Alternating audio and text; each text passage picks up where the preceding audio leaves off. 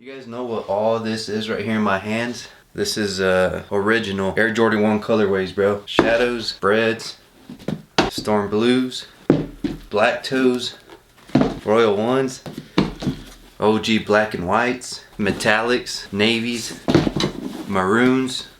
Let's start off, man. What is up, man? Make sure you guys hit that subscribe button, hit that like button for your boy, man. If you guys like sneaker content, been doing this for a little bit, you know, having fun, enjoying the interaction with you guys. And today's subject, it's a little annoying, bro. I don't know about annoying. It's just frustrating. As you guys already know, the Air Jordan 1 neutral gray is going to be dropping on February 10th on the sneakers app, and also on Sneakers and Stuff raffle, and I don't know what other raffles you could enter for the shoe.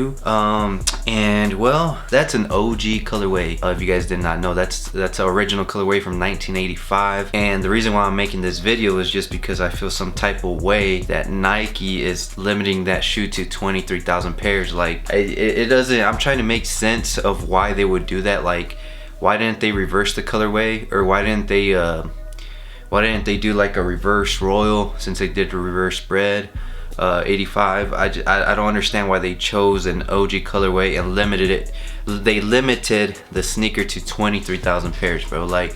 It just doesn't make sense, because if they would have GR'd, if they would have made a general release, if you guys do not know what GRs are, if you're new to the lingo in the sneaker game, a GR is a general release, which that means that pretty much you could just go pick it up at any foot store, Finish Line, Champs, a lot of everybody's gonna get them. You know what I mean? That's what a general release is. It's pretty much meaning that everybody's gonna get the shoe. You're gonna have a huge chance of getting the shoe, and if you miss out, then I mean, you just pay like $100 over retail.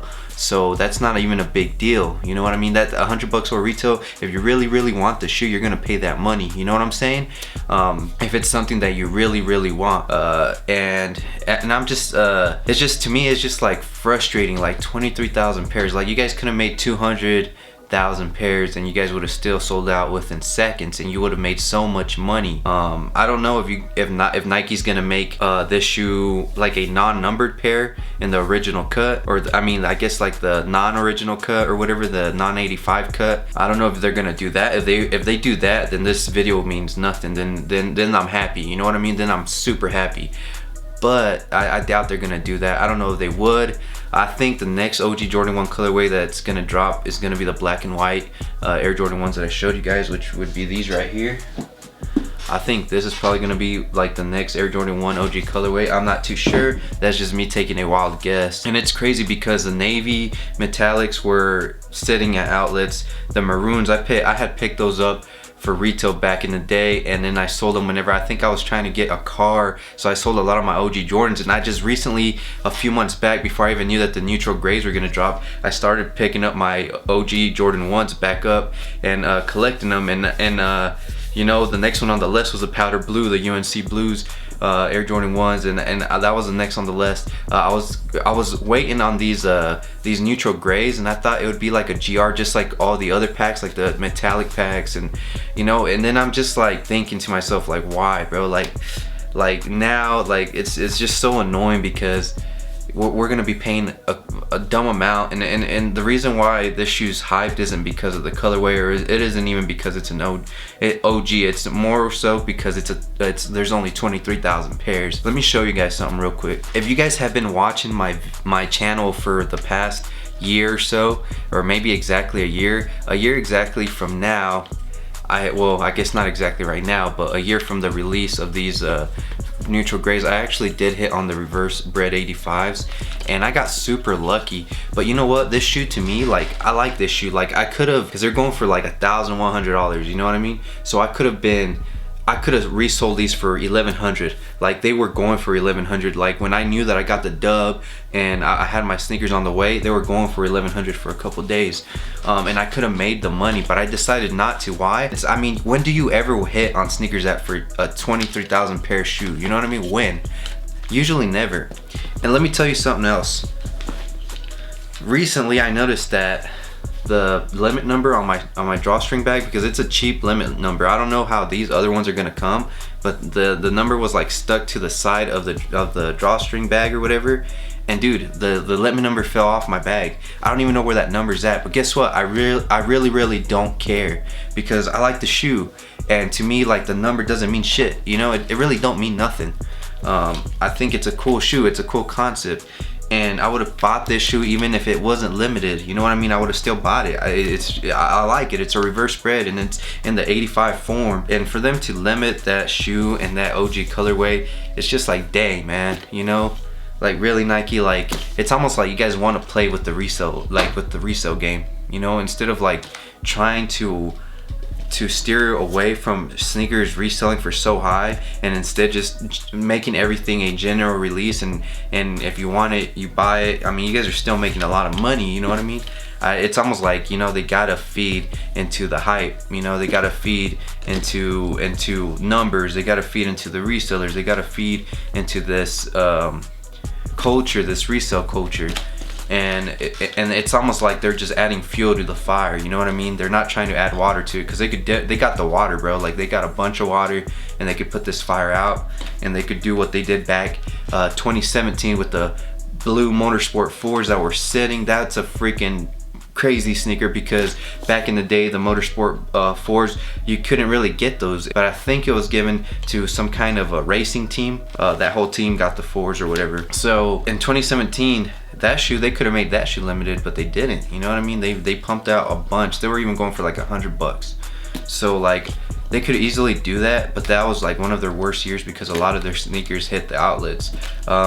So I don't know, maybe that's probably what they're scared of, that they're gonna, like, that the hype actually helps, you know what I mean? Like, when they hype something like this up, and then the next Jordan that they release, the resellers that don't really know the sneaker game, they still go and buy all those shoes, because they think that it's the Jordan that's really, like, that's making people pay these crazy amounts of resale. Okay guys, so I'm going through this part in the video where I'm talking about how the resellers buy all the Jordans because they think it's the Jordan that is actually what's causing these shoes to like sell out, and because it's like they're limited, but it's really not that they're limited. It's actually the fact that like, there's so many resellers now that they go out and they buy a bunch of these shoes, right? Like like hundreds of shoes, and they make the shoe limited, you know what I mean? So that's why it seems like it's manipulation, bro. It's market manipulation at its finest, bro. It's in the sneaker game now, you know what I'm saying? The market manipulation has made its way into the sneaker game. So when these dudes go out and they buy hundreds of pairs of these general release Jordans, it makes it seem like it's somewhat limited, but it's really not. It's just the fact that one person is buying hundreds and thousands of the same sneaker, so it makes it seem like things sold out like that because everybody wanted it, but it's not really that. Because if you guys